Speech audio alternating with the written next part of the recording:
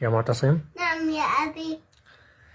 بعض الأصدقاء طلبوا منك أن تقرأ لهم سورة النصر بصوتك حتى يضبطوا حفظها بشكل صحيح ولفظها، فما رأيك أن تسمعهم إياها؟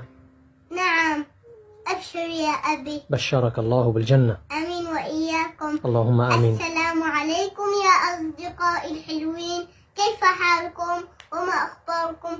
حياكم الله. الآن سأقرأ لكم سورة النصر بصوت واضح قليلا. سأبدأ بها. أعوذ بالله من الشيطان الرجيم. بسم الله الرحمن الرحيم. إذا جاء نصر الله والفتح ورأيت الناس يدخلون في دين الله أفواجا فسبح بحمد ربك واستغفر إنه كان توابا. ما شاء الله ما شاء الله، فتح الله عليك يا بني وجزاك الله خيرا. آمين وإياكم يا أبي. قل بارك الله فيك. بارك الله فيك. وفيك بارك الله.